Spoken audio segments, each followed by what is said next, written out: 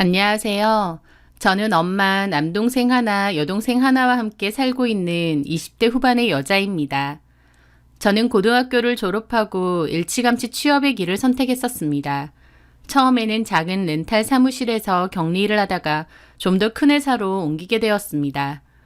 옮긴 회사는 산업용 공구를 판매하는 회사였고 저는 거기서 주문 담당 일을 했었어요. 어려운 형편에서 자랐다 보니 돈 욕심도 꽤 있었고 30이 되기 전에는 결혼 같은 거 하지 않고 돈만 열심히 벌어야겠다. 그래서 엄마도 좀 도와드리고 동생들 대학 가는 것도 도와줘야겠다 생각했죠. 그런데 인생은 정말 계획대로 되지는 않나 봅니다. 저는 새로 들어간 공구회사에 취업한 지 1년 반 만에 결혼을 하면서 그만두게 되었거든요.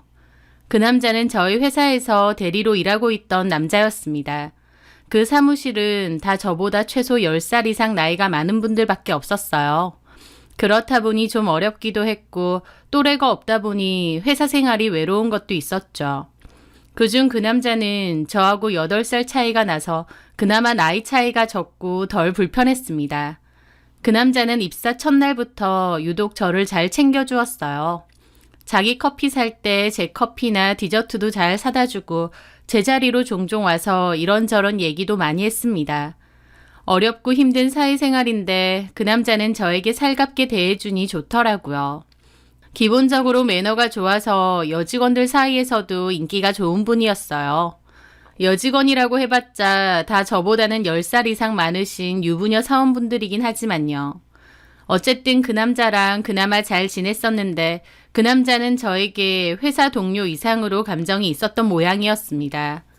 저를 집에 잘 데려다 주었고 회식이 끝나고 나면 저부터 먼저 잘 챙겼죠. 그렇다 보니 사무실 내에서도 그 남자가 저한테 관심 있다는 건 다 눈치를 챘습니다. 그러면서 둘이 잘해봐라며 밀어주었죠. 저도 그 남자가 좋았어요.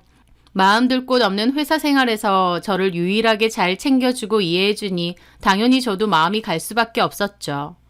그렇게 저희는 썸을 타다가 사귀게 되었습니다. 사귀는 동안에도 역시 어른스럽고 저를 살뜰하게 잘 챙겨주었습니다. 저도 이해심 많은 그 남자가 좋았고 장녀로서 늘 동생들을 책임져야 된다는 부담감이 있었는데 그 남자 앞에서는 그런 게 없어져서 편했죠. 그렇게 1년 반 정도 만나오다가 그 남자는 결혼을 하자고 했어요. 저한테 엄청 잘하고 살 거라고 약속했습니다. 저도 그 남자가 좋긴 하지만 제가 결혼하기엔 다소 어린 나이라서 망설여졌고 저희 엄마도 결혼은 시기상조라고 말리셨습니다. 그 남자랑 나이 차이도 좀 나는데 벌써부터 결혼하진 말고 좀 더 시간을 두고 보는 게 어떻느냐고요. 하지만 그 남자는 계속 결혼하자고 졸랐고 그 남자가 좋았던 저는 결국 엄마의 반대를 무릅쓰고 그 남자의 뜻에 따르기로 했습니다. 하지만 이번엔 남자 쪽 부모님이 저를 반대하셨어요. 저는 그 남자가 하도 결혼하자고 조르길래 자기 부모님하고 얘기가 다 된 줄 알았는데 그게 아니었던 모양이더군요. 남자 쪽 부모님은 저희 집이 홀어머니인 것도 마음에 안 들고 형편이 별로 좋지 못한 것도 마음에 안 들어 하셨어요.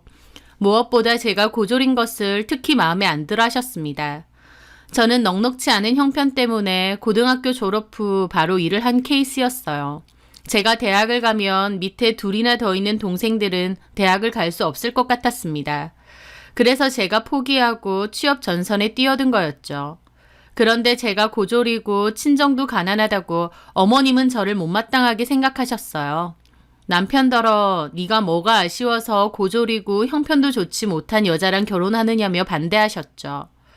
그리고 홀어머니 있는 집에 사위로 들어가면 네가 거기 아들 역할 해야 된다고도 하셨대요. 하지만 반대에도 불구하고 그 남자는 무조건 저랑 결혼하겠다고 강하게 나왔고 자식 이기는 부모 없다고 결국 남자 쪽 부모님도 허락하셨습니다. 모두의 축복을 받으며 하는 결혼이라고 해도 결혼은 문제가 많을 텐데 저희는 처음부터 양가의 반대를 겪고 시작부터 삐그덕거린 것이었습니다. 하지만 어렸던 저는 마냥 그 남자와 결혼을 하게 되는 것이 좋았어요. 그런데 결혼 후 신혼여행 갔다 온 후 시댁에 인사드리러 간 날 제가 인사를 드려도 뭔가 표정이 안 좋으신 어머님이 저한테 얘기 좀 하자고 하시더군요. 그리고선 결혼식 비용 반반하기로 했는데 너네 집에선 낸 거 맞느냐 따지시더라고요. 아마 저희 남편이 결혼식 비용을 결제하는 것을 보고 저희 집에서는 안 냈다 생각하셨던 것 같습니다. 그리고 신혼여행 기간 내내 괘씸해 하셨던 것 같아요. 저는 저희 집에서도 반 냈다고 말씀드렸습니다. 결제는 남편 카드로 한 번에 했지만 저희 엄마는 축의금 받은 거 다 저희한테 주셨거든요. 참고로 시댁에서는 시부모님이 축의금 다 들고 가셨고요. 저한테 따지려고 하신 모양인데 제가 축의금으로 냈다고 하니 머쓱하신지 괜히 궁시렁거리시더군요. 친척들도 몇 명 없드만 축의금 해봤자 뭐 얼마나 된다고 하시면서요. 저희 집을 너무 무시하는 것 같은 어머님의 태도에 저도 상처를 많이 받았습니다. 솔직히 저는 이해가 안 됐죠. 저희 친정 가난한 것 같다고 뭐라고 하셨지만 시댁 형편도 그렇게 좋은 편 아니고요. 게다가 결혼 비용도 얼추 비슷하게 했습니다. 저희 집 형편이 어렵다고 시댁에서 뭔가를 더 해주신 상황도 아닌데 왜 저희 친정을 무시하는지 이해가 안 됐죠. 그리고 나이로 쳐도 제가 8살이나 어리고 저보고 고졸이라 마음에 안 든다고 하시지만 대졸인 남편이나 고졸인 저나 결국 같은 회사 다니는 입장이잖아요. 누구 하나 더 아쉬울 것도 없는데 어머님은 유독 저를 마음에 안 들어하고 당신 아들 아깝다고 생각하시더라고요. 제가 자기 아들보다 너무 처진다고 생각하고요. 어머님의 그런 태도에 저는 너무 상처를 많이 받았습니다. 그런데 남편이 엄마가 무례하게 하는 건 자기가 대신 사과하겠다고 했습니다. 그리고 어머님이 아직도 저를 탐탁치 않아 하니 웬만하면 시댁에 잘 가지 말고 전화도 하지 말고 거리를 두고 살자고 말해주더라고요. 그때까지만 해도 저는 제가 좋은 남자를 만났고 결혼도 잘했다고 생각했어요. 저를 이해해주고 저를 가장 우선으로 위해주는 남자라고 생각했으니까요. 하지만 돌이켜 생각해보면 그냥 부딪히고 자기가 중간에서 중재하는 것조차 귀찮아서 그랬던 게 더 큰 것 같아요. 그런 남편의 성격은 머지않아 알게 되었습니다. 결혼 전 저를 위해주는 어른스러운 남자라는 남편에 대한 생각은 얼마 지나지 않아 달라지기 시작했거든요. 결혼하고 반년 정도 지났을 무렵 남편은 회사를 그만두고 갑자기 장사를 하고 싶다 했습니다. 좀 뜬금없다 생각했는데 남편 말로 자기는 예전부터 생각해왔다고 하더라고요. 그러면서 요즘 배달 떡볶이가 얼마나 잘 되는 줄 아느냐며 남는 것도 많다고 하면서 우리도 배달 전문업체로 떡볶이 장사를 하자고 했습니다. 홀 장사 없이 배달과 포장만 하면 되니 훨씬 효율적이고 수입은 잘 된다며 자기가 알아온 것에 대해서 막 설명을 하더라고요. 남편은 자신 있어 하면서 자기만 믿고 따라오라고 했고 저도 남편 말을 따르기로 했습니다. 남편이 저렇게 자신 있어 하는 걸 보면 어련히 알아서 준비를 했겠거니 한 거죠. 남편은 저도 같이 해야 된다고 해서 저까지 회사를 그만두고 남편 퇴직금에 제 퇴직금도 합쳐서 장사를 시작했어요. 그렇게 호기롭게 시작했지만 남편의 생각처럼 대단하게 돈이 잘 벌리는 건 아니었습니다. 그래도 제 기준에선 나쁘지 않았어요. 엄청 잘 된 건 아니었지만 그래도 먹고 살 만한 정도는 되었으니까요. 장사 시작해서 망하는 집도 많은데 저희 집은 그래도 본전치기는 됐으니 할만하다 생각했죠. 저희는 11시 정도에 오픈을 해서 저녁 9시까지 일을 했어요.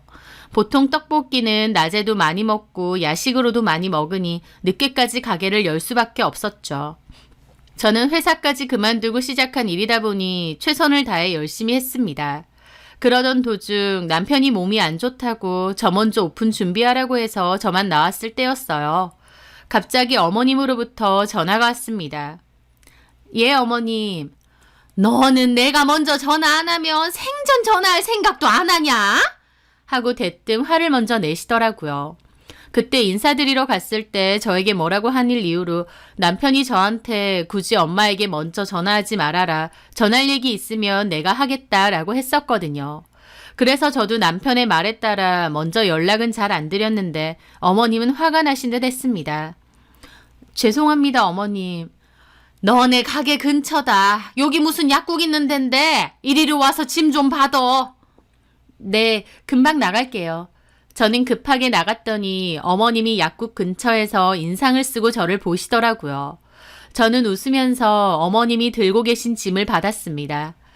말씀하시고 오시죠. 며느님이 생전 전화를 안 하니까 내가 이렇게 직접 찾아올 수밖에. 저는 어색하게 여쭙습니다. 근데 뭘 이렇게 갖고 오신 거예요? 명준이 먹일 반찬이다. 가게 한다고 밥이나 제대로 챙겨 먹이는지 몰라. 가게에 냉장고 있지? 거기다 넣어놓고 먹어라. 감사합니다. 잘 먹을게요. 그렇게 저희 가게로 갔습니다. 어머님은 가게를 보시자마자 인상을 쓰더라고요. 뭔 놈의 가게가 앉은 자리도 제대로 없고 주방밖에 없냐? 저희 배달이랑 포장 전문이라. 아이고, 이렇게 해서 돈은 좀 되냐? 그냥 명준이는 어디 갔어? 오늘 좀 몸이 피곤하다고 저 먼저 가서 오픈 준비하라고 해서요. 저만 왔어요. 에휴, 얼마나 고되면 그렇게 멀쩡히 잘 다니는 회사는 왜 때려치고 고생을 사서 해? 그러더니 저를 흘겨보시더군요. 네가 하자고 했지?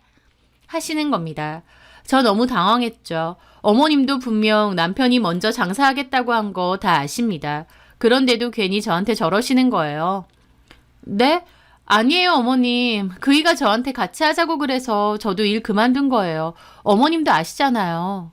너도 똑같다. 잘 다니던 회사를 왜 그만둬? 남편이 그러면 너라도 회사 그냥 다닌다고 해야지. 장사도 그닥 안 되는 곳에 두 사람 다 매여 있으면 어쩌자는 거야. 그렇게 생각이 없어? 어머님 아들이 하자고 한 건데 화는 저한테 내시더라고요. 왜 갑자기 찾아와서 저한테 화를 내시는지도 모르겠고 가게도 남편이 하자고 우겨서 한 건데 왜 제 탓으로 돌리는지 이해가 안 됐죠. 저는 기분이 너무 상했지만 그냥 아무 말 안 하고 있었습니다.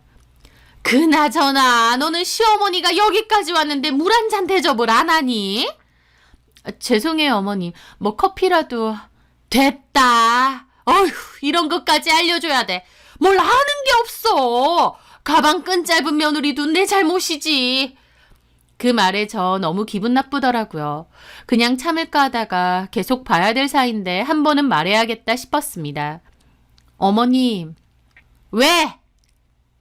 왜 자꾸 저한테 가방끈 짧다느니 아는 게 없다고 그러세요? 저 솔직히 어머님이 그렇게 말씀하시는 거 너무 상처됩니다. 얘 좀 봐. 내가 뭘 어쨌다고 상처래. 왜 사람을 못된 시어머니 만들어? 내가 뭔 소리를 했다고. 저 고등학교 때 공부 잘했습니다. 못 배우지 않았고 나름 책도 많이 읽고 성적도 나쁘지 않았어요.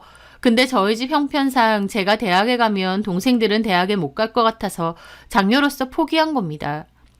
그래서? 그런 말을 나한테 하는 이유가 뭔데?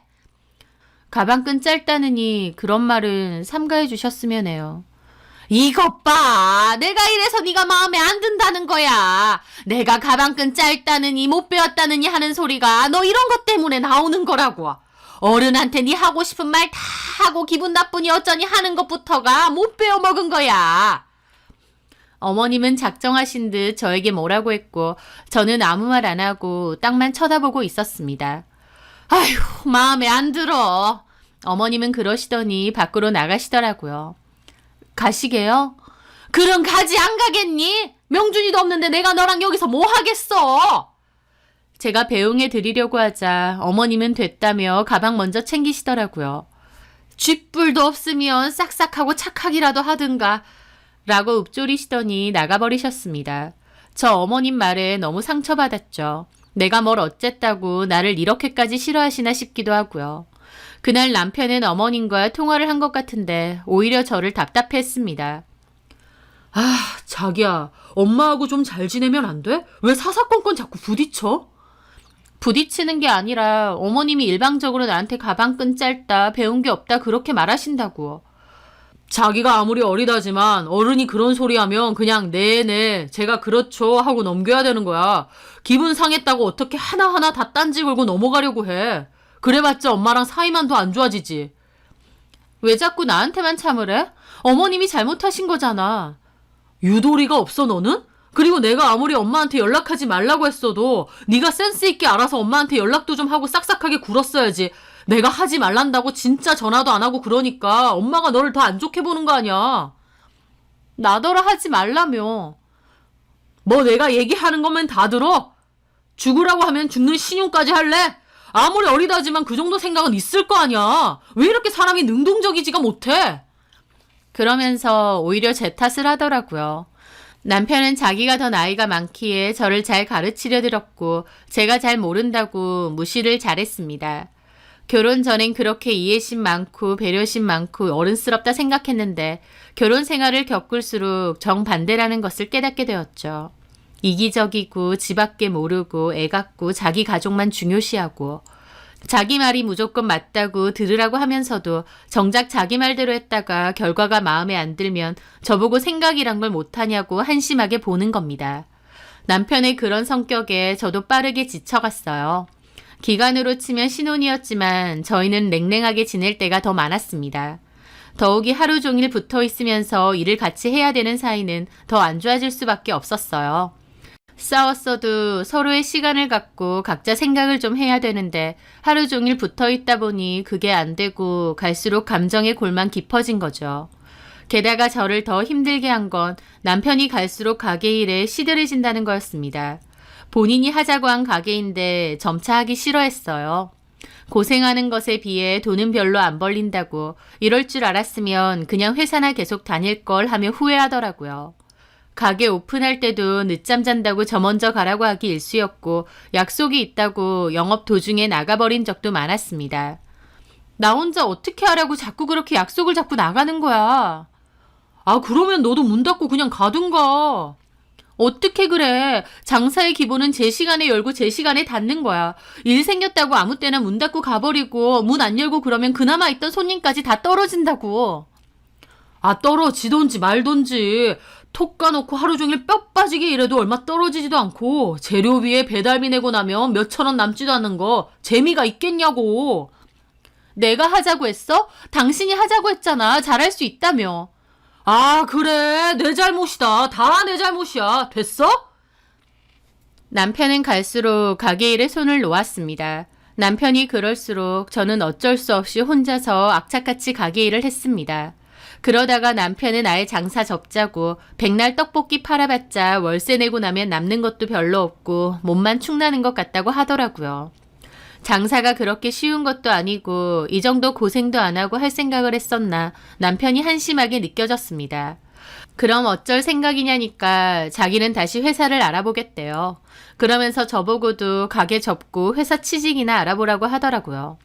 저는 이왕 시작했는데 1년 하고 말 거면 뭐하러 일을 버렸나 싶어서 답답했죠. 그리고 저는 장사가 고되긴 해도 나름 재밌고 보람도 있어서 더 해보고 싶었습니다. 욕심도 있었고요. 그러지 말고 이왕 시작한 거 좀 더 해보자. 장사가 엄청 잘 되는 건 아니라도 그렇다고 엄청 안 되는 것도 아니잖아. 메뉴 보완하고 홍보도 좀 더 하면. 그럼 너나 많이 해. 나는 취업할 거니까. 떡볶이 냄새 이제 맡기만 해도 머리가 지끈거려. 나는 취업할 거고 면접 보러 가기로 한 회사도 있으니까 거기 되면 다닐 거야. 가게도 내놓을 거니까 너도 하루빨리 가게 문 닫고 회사나 알아봐. 근데 너 가방끈이 짧아서 취업이 잘 될까 모르겠다. 저 그 말에 속에서 뭔가 확 올라오더라고요. 지금 뭐라고 했어? 가방끈이 짧아? 말 다 했어? 아이, 장난이지. 뭘 장난 갖고 그렇게 발끈하냐? 그게 장난이야? 어머님이 전에 나한테 그렇게 말하셔서 내가 기분 상했다고 한 거 까먹었어? 그 말에 남편도 표정을 굳히더군요. 아, 솔직히 엄마도 그렇고 나도 그렇고 그냥 가볍게 한 소리 갖고 너 너무 예민 떠는 거 아니야? 가족끼리 그 정도 말도 못해? 며느리더러 가방끈 짧다 못 배웠다 그런 말 하시는데 그게 내가 예민 떠는 거라고? 그냥 농담조로 하시는 말이잖아. 왜 이렇게 발끈하는데? 무슨 자격지심이야 뭐야? 자격지심? 말 다 했어? 다 했다. 내가 틀린 말 했냐? 남편이나 어머님이나 자기들이 먼저 무시해놓고 제가 발끈하니 자격지심이랍니다. 저는 남편 때문에 너무 상처를 많이 받았어요. 그러면서 남편과 저는 갈수록 사이가 더 안 좋아졌죠. 그러다가 남편은 아예 저하고는 상의도 없이 가게를 내놓았다고 하더라고요. 엄연히 내 지분도 들어있는데 왜 상의 한마디 없이 마음대로 가게를 내놓느냐 그랬죠. 네 지분이라고 해도 얼마 안 되잖아. 어쨌든 나도 돈 냈고 일하고 있는데 왜 마음대로 그러냐고. 아, 그럼 어쩌라고. 이제 안 할 건데. 나 그리고 면접 본 거 합격했어. 다다음 주부터 출근하기로 했어. 당신이 일단 장사하면서 가게 보러 오는 사람들 있으면 설명도 좀 해주고 그렇게 해. 남편은 저를 완전 개무시하고 있었습니다. 저는 계속 가게를 하겠다 했는데 남편이란 놈은 마음대로 가게 내놓고 팔겠다고 하는 거였죠. 저는 이 얘기를 엄마께 했습니다. 엄마는 가게 남한테 팔지 말고 네가 계속 하라고 하시더라고요.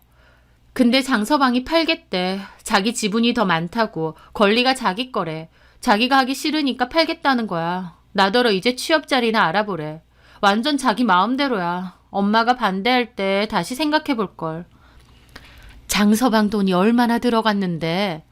저는 금액을 엄마에게 말씀드렸습니다. 그러면 엄마가 이모들한테 물어봐서 빌려줄 테니까 그거 주고 네가 전담해서 장사해. 어? 그 돈을 남편 주라고? 그래, 차라리 그 돈 깨끗하게 네 남편 주고 아예 네 걸로 해. 엄마도 너네 가게 가서 먹어봤지만 맛도 괜찮고 양도 많고 나름 꾸준하게 찾는 단골도 많다며. 그렇기는 하지. 솔직히 이대로 접기는 아까운데 남편은 자기 생각만큼 안 벌리고 고생스러우니까 하기 싫다 이거야. 이 정도 자리 잡는 것도 얼마나 힘든 건데. 그러니까 엄마가 돈 구해볼 테니까 그렇게 해. 근데 부부 사이에 가게 봤는데 무슨 돈을. 어쨌든 엄마 말대로 해. 그래야 나중에 뒤탈 없어.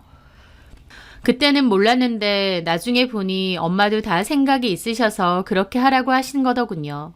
남편이나 시부모님이 저한테 하는 것도 그렇고 저희 부부 사이가 몹시 위태로워 보이는 걸 엄마도 느끼신 것 같았어요. 그래서 행여나 제가 이혼할 것을 대비해서 아예 제 명의로 가게를 갖고 오게끔 하신 것 같았습니다. 만약 그렇게 안 하고 덜컥 남한테 팔았으면 투자한 제목도 흐지부지 남편 손에 들어갈 수도 있고 저만 공중에 붕 뜨는 셈이니까요. 엄마는 큰이모에게 돈을 빌려 그 돈을 해주셨어요. 그리고 남편에게 그 몫을 주었고 계약서로도 제가 다 넘겨받기로 했습니다.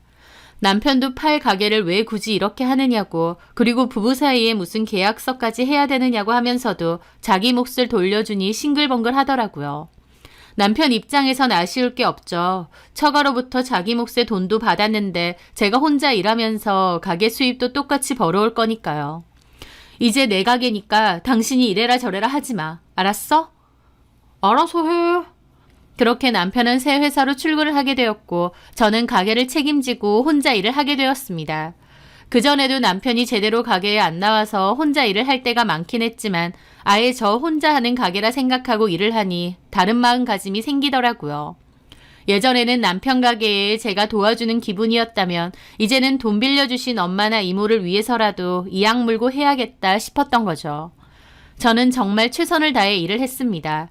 그전에는 배달앱에만 의존해서 들어오는 주문만 받았다면 그 뒤로는 무료 시식 블로그 체험단도 이용해보고 인스타로도 홍보를 하면서 제 나름 홍보 마케팅을 진행했습니다.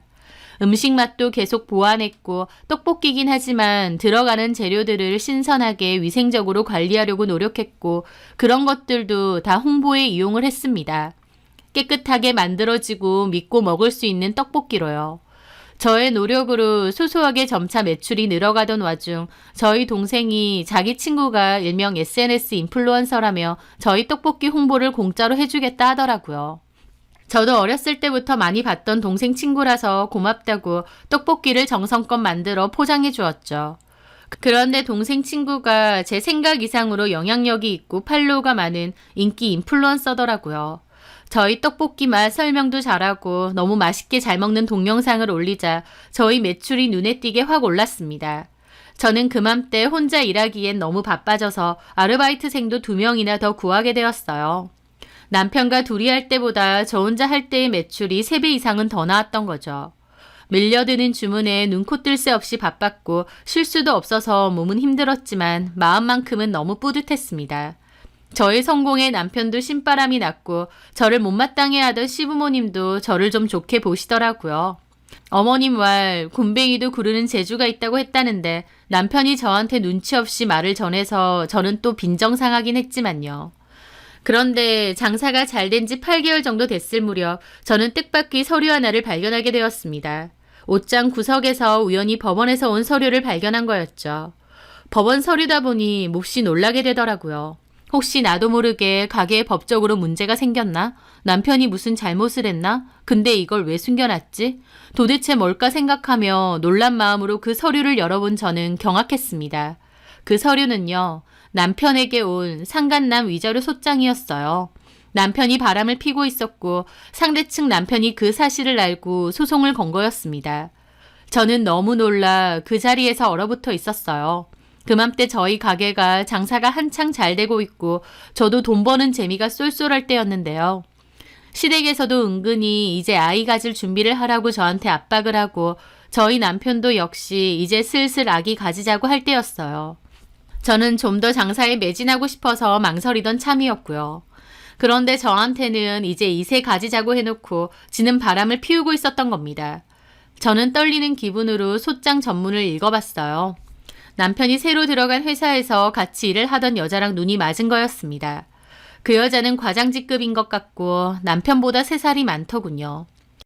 그 여자는 초등학교 다니는 애가 있는 여자였고 그 일로 상대측 남편은 큰 고통을 받았고 이혼도 결심했다고 적혀 있었습니다. 저는 이런 엄청난 소송을 당했으면서 저한테는 티 한 번 낸 적 없는 남편이 소름 끼치더라고요. 저한테는 가게 넘겨놓고 지는 회사 다니면서 동료랑 바람이나 피우고 진짜 쓰레기 같은 인간이구나 싶었고 용서할 수 없었습니다. 그리고 제 가게가 잘 되고부터 임신 준비하자고 꼬시는 것도 너무 역겨웠어요. 제가 아이를 가지면 저하고는 이혼이 어려워질까봐 아이를 보험처럼 생각해서 그런 건가 싶기도 했습니다. 그날 저녁 저는 몰래 남편 폰을 뒤져봤어요. 폰을 뒤져보니 어렵지 않게 소송을 건 그 남자와 문자나는 대화 내용이 있더라고요. 대화 내용은 이렇습니다. 소장 보냈으니 확인하세요. 저 긴 말 안 한다고 했습니다. 죄송합니다. 전화 좀 받으세요. 전화 안 받습니다. 할 말 있으면 답변서에 내세요. 그리고 회사에도 말할 거니 그런 줄 아세요. 제가 합의금을 좀 더 드리면 안 되겠습니까? 제시한 합의금에서 1,000만 원 더 드릴게요. 야, 이 새끼야. 우리 집은 가정이 박살났는데 1,000만 원 더 준다. 니네 마누라는 이 사실 아니야? 내가 직접 얘기해 줄까? 죄송합니다. 어떻게 하시면 기분이 풀리실까요? 저랑 조 과장님하고 실수한 건 맞는데 다 끝난 사이입니다. 지랄하네. 너네 집 어딘 줄 아는데 찾아갈까? 죄송합니다. 그럼 다 해서 5,000만 원 만들어 와. 5,000만 원 들고 오면 네 건 취하해 줄 테니까. 저 혹시 분납은 안 될까요? 장난치냐? 이번 달까지 5,000만 원 해오면 취하해 주고 아니면 계속 진행하고 너네 회사랑 와이프한테도 알릴 거다. 더 이상은 기회 없어. 그걸 보는데 기가 막혔습니다. 상간 소송이 걸리고 남편은 그 남자에게 소송만 취하해달라 빌고 있더라고요. 이렇게 벌벌 떨 인간이 간도 크게 같은 회사 여직원과 바람을 피다니 미쳐도 단단히 미쳤구나 싶었죠. 그런데 더 기가 막힌 건 따로 있었습니다. 남편이 5,000만 원 타령을 하더니 그걸 저한테 받으려는 겁니다. 저한테 한다는 소리가 시부모님 사시는 곳 전세 계약 끝나는데 집주인이 5,000만 원 더 올려달라고 했다. 그거 우리가 줄 수 없겠느냐고 저한테 묻는 겁니다. 5,000만 원 소리 듣는데 상간남 합의금을 나더러 달라는 거구나 깨닫게 되면서 이게 진짜 나를 뭘로 보나 화가 머리 끝까지 오르더라고요. 전세 계약 연장하는데 5,000만 원이 더 든다고? 엄마가 부탁을 좀 하던데 자기는 엄마랑 껄끄러워서 통화 잘 안 하고 내가 다 통화하잖아. 엄마가 며느리한테 물어보긴 좀 그렇대서. 자기 요즘 장사 잘 되잖아. 월 매출만 해도 얼만데 혹시 좀 안 될까? 저는 이 인간이 나를 정말 바보 천치로 아는구나 속에서 용암 같은 화가 뻗쳐 오르더라고요. 저는 싫다고 내가 그걸 왜 주냐고 돈 얘기 꺼내지도 말라고 했습니다. 남편은 제발 빌려달라고 부탁하는데 저는 싫다고 단칼에 거절했습니다. 제가 미치지 않고서야 남편 상간소송 합의금을 제 돈으로 주겠나요? 그런데 제가 이런저런 말 없이 못 준다고만 나오자 남편 놈은 결국 지네 엄마한테 얘기를 했나 보더라고요. 하루는 가게 문 닫을 준비하고 있는데 남편과 어머님이 찾아왔더라고요. 갑자기 찾아온 거라 황당했습니다. 여긴 어쩐 일이세요? 연락도 없이. 내가 내 아들 가게 온다는데 뭐 일일이 연락해야 되니? 내 아들 가게라고 하시는 겁니다. 제 가게 된 지가 언젠데 진짜 어이없더라고요. 너 내가 들어보니 여기서 버는 돈 네가 딱 틀어지고 있다면서? 제가 뭘 틀어지어요? 얘가 돈이 좀 필요해서 달라고 했다는데 네가 딱 거절했다며. 라고 하시는 겁니다. 아들이 뭐 때문에 돈 달라고 하시는지 알고 이러시는 건지 황당하더라고요. 어머님 전세금 얘기하세요? 뭐? 그래. 시부모 전세금 좀 도와달라는데 이렇게 모른 척하니? 딱 봐도 전세금 때문 아닌데 거짓말 하시는 게 보였죠. 너 그러면 안 된다. 이 가게가 애초에 누구 건데. 시작부터 우리 아들이 다 일군 거 아니야. 너는 우리 아들이 해놓은 거 덥석 받아먹기만 해놓고 왜 돈은 네가 다 틀어지려고 하는데? 저도 더 이상은 저 말도 안 되는 개소리를 참을 생각이 없었습니다. 자기 엄마가 헛소리 하는데 옆에서 가만히 있는 남편 놈이 그렇게 한심하고 꼴도 보기 싫더라고요. 뭔 소리 하시는지 모르겠네요. 이게 왜 저 사람 가게예요? 이제 제 가게예요. 제가 정식으로 계약하고 다 인수인계 받은 제 가게입니다. 어머님 아들 더 이상 이 가게 지분 없어요. 그렇게 말하면 안 되지. 애초에 시작부터 같이 일군 건데. 초기 투자금 몇 푼 돌려주고 네가 다 먹으려고 해? 초기 투자금 신나서 받아먹고 저한테 넘긴 게 어머님 아들이라고요. 뭐? 어머님 아들? 너 이제 막 나가니? 시부모 집 구하는데 5천만 원만 도와달라는데 그것도 쌩까? 너 여기 장사 좀 잘 된다고 눈에 뵈는 게 없어? 거짓말 그만하세요. 전세 연장 때문에 빌려달라는 거 아니잖아요. 저 다 알거든요. 저는 남편에게 말했습니다. 뭐 때문인지 어머님한테 솔직하게 말했니? 제 말에 남편도 당황하고 어머님도 당황하시면서 남편에게 물으시더라고요. 뭐? 얘도 알아? 너 주식으로 빚진 거 주연이 쟤한테도 말했어? 아니 그게 아니라 딱 들어보니 어머님한테는 주식으로 빚졌다고 뻥치고 전세자금 핑계로 저한테 돈 좀 받아내달라고 한 모양이었습니다. 저는 코웃음 쳤죠. 마침 잘 됐네요. 가방에 내내 넣고 다녔는데 이걸 언제 줘야 되나 했거든요. 잠깐 있어 보세요. 제가 이 가게 지분은 못 줘도 따로 드릴 건 있습니다. 그리고 저는 가방에 넣어놨던 서류 봉투를 꺼내서 건넸습니다. 이게 뭔데? 직접 열어보세요. 어머님 아들한테 마지막으로 주는 거니까. 어머님이 열어보더니 눈이 휘둥그레지더라고요. 옆에 있던 남편도 뜨악하고요. 그 서류 봉투 안에는 상간남으로부터 받은 상간 위자료 소장, 그리고 제가 남편에게 줄 이혼 소장과 위자료 소장이 들어있었습니다. 위자료 소장? 2개예요. 어머님 아들하고 바람핀 여자의 남편이 소송 건 거랑 제가 건 거. 야 장명준, 위자료 쌍으로 물 준비나 해. 남편 놀라서 그 소장을 뺐더라고요. 너 이걸 어떻게 알았어? 뭘 어떻게 알아? 네가 옷장 서랍에 숨겨놨더만. 그 남자가 5천만 원 내놓으라며. 그러면 소송 취하해준다고? 세상에 5천만 원? 너 그럼 주식으로 빚진 게 아니라 바람 펴서 합의금 줘야 되는 거야? 아니 그게... 야 이 미친놈아, 너 어쩌려고 이랬어? 누군데? 누구랑 그런 건데? 같은 회사 다니는 3살 연상 과장이래요. 그 여자는 지금 이혼 소송 중이고 회사 소문낼까봐 휴직했다고 하던데요. 그 여자는 휴직이라도 했지 당신은 참 뻔뻔하다. 언제 들킬지도 모르는데 회사를 그렇게 뻔뻔하게 다니고 싶어? 5천만 원 안 주면 그 남자가 다 터트린다잖아. 나한테든 회사에든. 물론 그 전에 나는 알았지만. 세상에 이게 무슨 말도 안 되는... 어머님 아들이 이렇게 말도 안 되는 짓을 벌이네요. 지가 바람피다가 걸려서 줘야 되는 합의금을 와이프인 저한테 달라니. 이게 무슨 말도 안 되는 짓거리예요? 자기야, 이거 다 오해야. 이 사람이 혼자 오해해서 나한테 소송 건 거란 말이야. 오해 같은 소리 하네. 그 남자도 그랬지만 나도 똑같이 말해줄게. 하고 싶은 말 있으면 답변서에나 적어. 나 너랑 끝이야. 이혼. 둘 다 내 가게에서 당장 꺼져. 이게 왜 네 가게야? 우리 아들이 한 건데. 어머님은 끝까지 정신 못 차리고 저한테 따지더군요. 저 열받아서 소금 꺼내서 그 사람들한테 뿌렸습니다. 아이고 이게 뭐야? 야, 너 미쳤어? 당장 꺼져. 어디서 부끄러운 줄도 모르고. 내가 좋게 얘기해주니까 사람 우습게 보여? 뭐? 우리 아들 가게? 당신 아들은 일만 벌여놓고 나한테 떠넘기는 것밖에 더 했어? 이제 와서 잘 되니까 아쉬워? 아줌마, 아들 똑바로 못 키웠으면 부끄러운 줄 아세요. 그리고 너, 그 정도면 무슨 병 아니야? 직장에 일이나 하러 갈 것이지 바람을 펴. 그래놓고 뭐? 부모님 전세 연장하게 돈을 빌려줘. 네가 사람이냐? 어떻게 나한테 돈을 빌려달라고 할 수 있어? 내가 꾹꾹 참고 있으니까 바보 멍청이로 보이디? 둘 다 당장 꺼져. 경찰 부르기 전에 당장 꺼지라고. 저는 소리를 고래고래 지르면서 소금을 있는 대로 뿌렸습니다. 제가 눈이 돌아가자 남편과 어머님도 질겁하며 도망가더라고요.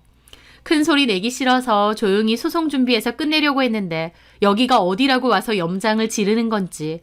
그래도 지르고 나니 속은 시원하더군요. 그렇게 저는 이혼 소송을 시작했습니다.